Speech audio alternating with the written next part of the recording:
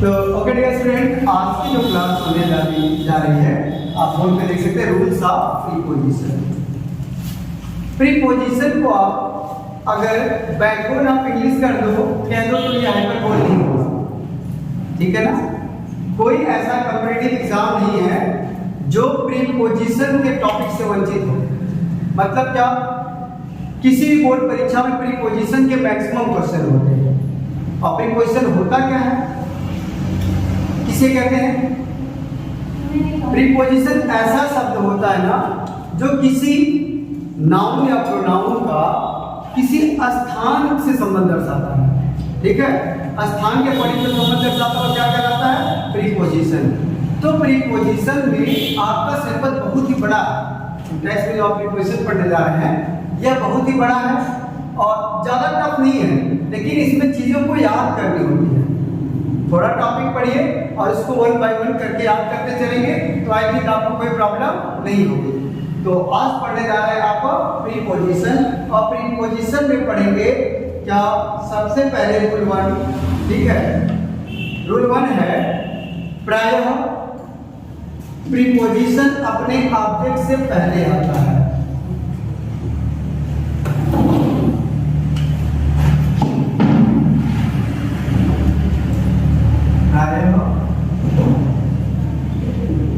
Preposition अपने object से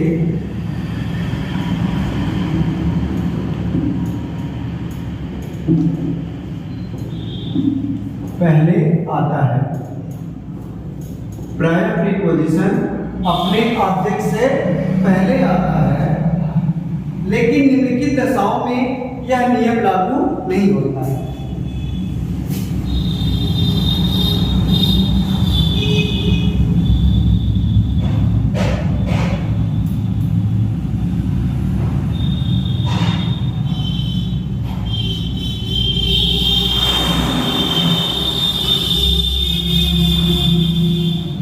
लेकिन निम्नलिखित दशाओं में यह नियम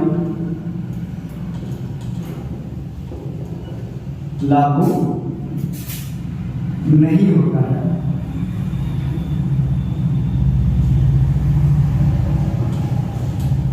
तो पहला रूल आपने क्या देखा कि प्रायर प्रीपोजिशन का प्रयोग अपने ऑब्जेक्ट से पहले होता है, लेकिन निम्नलिखित दशाओं में इसका यह नियम जो एप्लीकेबल नहीं है, यह अप्लाई नहीं होगा ना, ठीक है। तो वह दशा पहली कौन है उसको एक बार देख लीजिएगा। तो डियर स्टूडेंट, इसमें जो पहली कंडीशन है कि जब किसी प्रीपोजिशन का ऑब्जेक्ट रिलेटिव प्रोनाउन दैट किससे जुड़ा हो, दैट से जुड़ा हो, तो प्रीपोजिशन का प्रयोग सदैव वाक्य के अंत में होता है, ठीक है। जैसे आपने देखा कि यह सेंटेंस है, इसमें कंजंक्शन कौन है? रिलेटिव प्रोनाउन दैट है। अब दैट जब आ गया तो प्रीपोजिशन का प्रयोग कहां होगा? वाक्य के अंत में होगा, ठीक है। जैसे आप दूसरा कोई सेंटेंस ले लीजिए, there is the book that I asked for. There is the book that I asked for, यह वही किताब जिसको मैंने आपसे मांग रखी थी, ठीक है। लिखिए इसको भी, there is the book, there is the book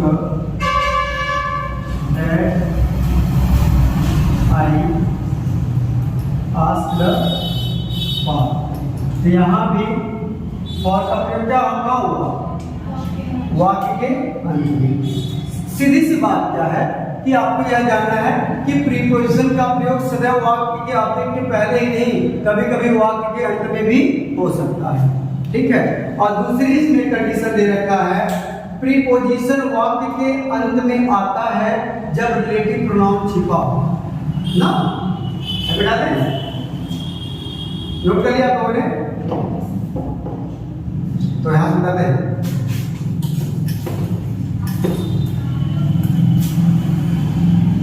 क्या लिखेंगे? देखिएगा इसमें क्या करना है। प्रीपोजिशन वाक्य के अंत में उस दशा में भी आता है जब वाक्य के बीच में कोई रिलेटिव प्रोनाउन छिपा रहता है। अब देखिए, ये ऊपर वाला सेंटेंस है, this is the boy we were searching for. या वी वर लुकिंग फॉर, यह वही लड़का है जिसको हम ढूंढ रहे हैं, जिसको वाक्य में छिपा हुआ है। तो यहाँ किसका सेंस मिल रहा है? whom का। किसका सेंस मिल रहा है? whom का। लेकिन हम इसको लिखे नहीं है, इसलिए प्रीपोजिशन का प्रयोग वाक्य के अंत में होगा। यहाँ देखिए this is the book I was talking about, यह वही किताब है जिसके बारे में मैं बात कर रहा था। यहाँ क्या होना चाहिए था? which, लेकिन क्या मैंने which यहाँ लिखा है? नहीं लिखा है। तो इसका मतलब क्या है कि जब रिलेटिव प्रोनाउन बीच में छिपा हो, जब रिलेटिव प्रोनाउन बीच में छिपा हो, ठीक है, तब वहां पर किसका प्रयोग करते हैं? प्रीपोजिशन का प्रयोग वाक्य के अंत में करते हैं। बातें क्लियर हो रही है ना? जबकि ये सब ज्यादा परीक्षा के दृष्टिकोण से महत्वपूर्ण नहीं है, ठीक है। कभी कभार दे सकता है प्रीपोजिशन वाक्य के अंत में हो और आपको लगे गलत है, ठीक है, तो इनडायरेक्ट देने के चांसेस कम होते हैं, लेकिन परीक्षा में कुछ भी पूछ सकता है। लेकिन अभी जब फिक्स प्रीपोजिशन जो मैं पढ़ाऊंगा वो ज्यादा चांसेस होते हैं वहां से प्रश्न आने के, ठीक है ना।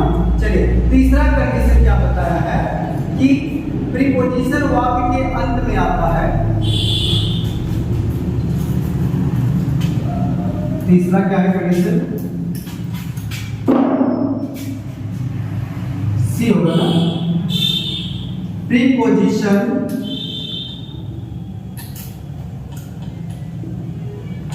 वाक्य के अंत में आता है। प्रीपोजिशन वाक्य के अंत में आता है जब उसका ऑब्जेक्ट कोई इंट्रोगेटिव प्रोनाउन, जब उसका ऑब्जेक्ट कोई इंट्रोगेटिव प्रोनाउन, जब उसका ऑब्जेक्ट कोई इंट्रोगेटिव प्रोनाउन, ठीक है, नोट करिएगा। प्रीपोजिशन वाक्य में तब आता है जब उसका वाक्य कोई इंट्रोगेटिव प्रोनाउन हो, ठीक है। जैसे मैंने कह दिया कि तुम क्या बात कर रहे हो, what are you talking about, what are you talking about. Example मैंने दे दिया, what are you talking about. तो आप देख रहे हैं कैसा सेंटेंस है? इंट्रोगेटिव, और इसलिए प्रीपोजिशन का प्रयोग अबाउट क्या है? प्रीपोजिशन वाक्य के अंत में हुआ है। What are you talking about, which of these chairs did you sit on, which of these chairs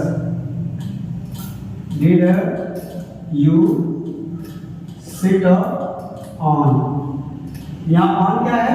preposition है, वाक्य के अंत में है, क्योंकि ये किससे स्टार्ट हो रहा है? इंट्रोगेटिव प्रोनाउन से। किससे हो रहा है? इंट्रोगेटिव प्रोनाउन से, ठीक है ना। इस प्रकार से ये पहला रूल कंप्लीट होता है। पहले रूल के अंतर्गत 3 कंडीशंस थे ना, ठीक है, ये तैयार हो जाएगा। नोट कर लिया आप लोगों ने। तो सेकेंड रूल में डियर स्टूडेंट आपको क्या देखना है कि फॉर, फ्रॉम, इन और ऑन प्रीपोजिशन का प्रयोग समय या स्थान दिखाने वाले शब्दों के पहले नहीं करते। समय या स्थान दिखाने वाले शब्दों के पहले नहीं करते। तो देखिएगा मैंने एग्जाम्पल में लिखा है my brother went to Agra in the last month. Last month क्या कर रहा है? समय दिखा रहा है। लास्ट मंथ क्या दिखा रहा है? समय दिखा रहा है। तो ऊपर रूल क्या है कि इन का प्रयोग समय दिखाने वाले शब्दों के साथ नहीं करते हैं। तो यहाँ सही सेंटेंस क्या होगा? My brother went to Agra. अब इन लास्ट मंथ नहीं, द लास्ट मंथ। ये कैसा सेंटेंस है? करेक्ट। दूसरा देखिए काइंडली वेट फॉर मिनट, कई बार परीक्षा में पूछा हुआ क्वेश्चन है, ठीक है। Kindly wait for minute is also an correct sentence, ठीक है। अब क्या बताया गया कि जब समय बताया तो उसके बाद फॉर, फ्रॉम, इन, ऑन का प्रयोग नहीं कर सकते। तो यहाँ जो फॉर दिया इसका मतलब गलती कहाँ है? यहाँ है। तो क्या कह सकते हैं? काइंडली वेट अ ठीक है, सुन रहा है? यहाँ कोई प्रॉब्लम नहीं होनी चाहिए, ठीक है ना? आ जाएगा सर ना? एब्सोल्युटली।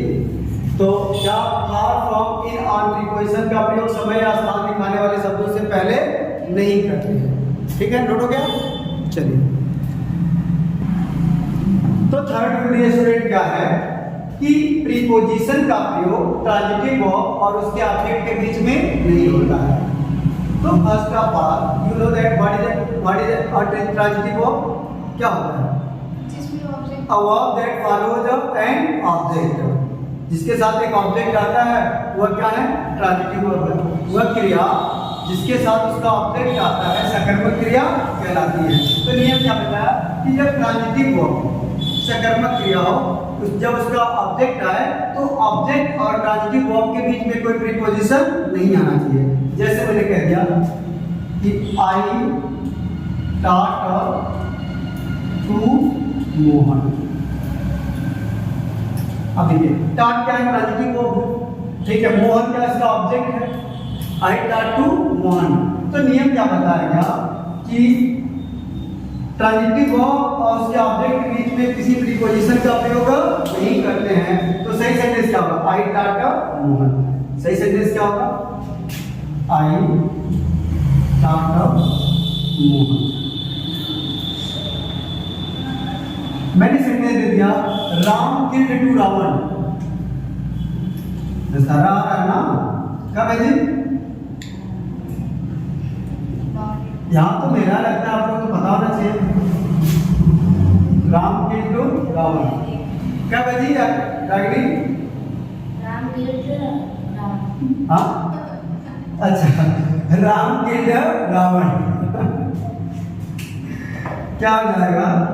राम किल्ड रावण। समझ पा रहे हैं ना?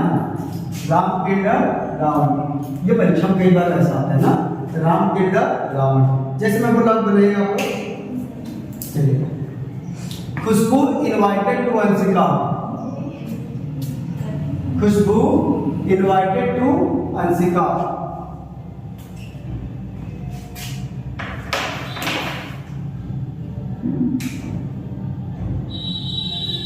खुशबू इनवाइटेड टू अंशिका इनकरेक्ट है। करेक्ट क्या हो जाएगा? हाँ, खुशबू इनवाइटेड अंशिका। यहाँ तक कोई प्रॉब्लम नहीं है ना? चलिए ठीक है।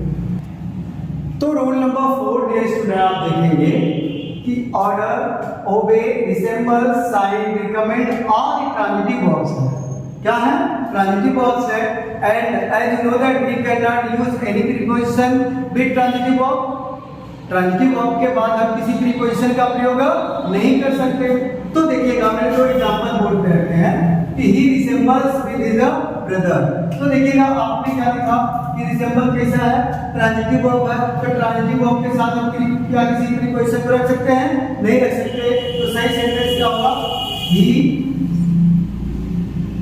Resembles his brother. क्या जाएगा? ही। अब देखिए ऑर्डर भी इसमें है। Ravi has ordered for 10 books. Order जब आप जानते हैं कि ट्रांजिटिव वर्ब है, इसके साथ फॉर लगाने की कोई रिक्वायरमेंट नहीं है। तो क्या कहते हैं? Ravi has ordered 10 books.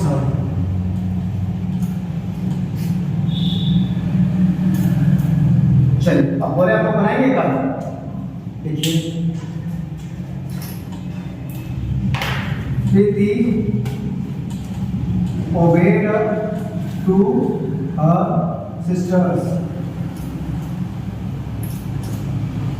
प्रीति अपने बहनों की आज्ञा का पालन करती है। करेक्ट है कि करेक्ट है? इनकरेक्ट है। क्यों? ओबेड क्या है? ट्रांजिटिव वर्ब है। ओबेड क्या है?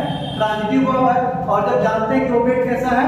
ट्रांजिटिव वर्ब है, तो उसके बाद प्रीपोजिशन रखने का कोई मतलब ही नहीं निकलता ना। तो क्या जाएगा? प्रीति ओबेड हर सिस्टर्स। प्रीति ओबेड हर सिस्टर्स। ठीक है ना? यहाँ तक कोई किसी को प्रॉब्लम नहीं ना? चलिए तो अगली क्लास में जरा क्या पढ़ना समझेगा, some special use of prepositions, ठीक है ना। अब यहाँ आज मैं 4 ही रूल में क्यों रोक दे रहा हूँ, क्योंकि कल से पढ़ना स्पेशल रूल्स, ये माइनर रूल्स, ठीक है ना। कल से पढ़ना है स्पेशल रूल्स, जैसे कहाँ पर इन का प्रयोग करते हैं, कहाँ पर इनटू का प्रयोग करते हैं, कहाँ पर ऐड का प्रयोग करते हैं, ठीक, तमाम चीजें का अध्ययन कल से आपको करना है।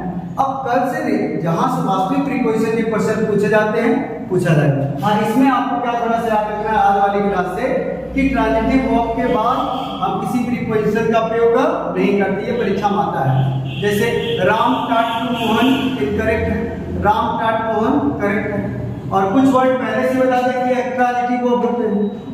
और जब ट्रांजिटिव वर्ब है, जाहिर सी बात है इनके बाद कोई ऑब्जेक्ट रखने की कोई जरूरत, सॉरी प्रीपोजिशन रखने की कोई जरूरत नहीं है, क्योंकि अपने एक ऑब्जेक्ट के साथ आते हैं, ठीक है।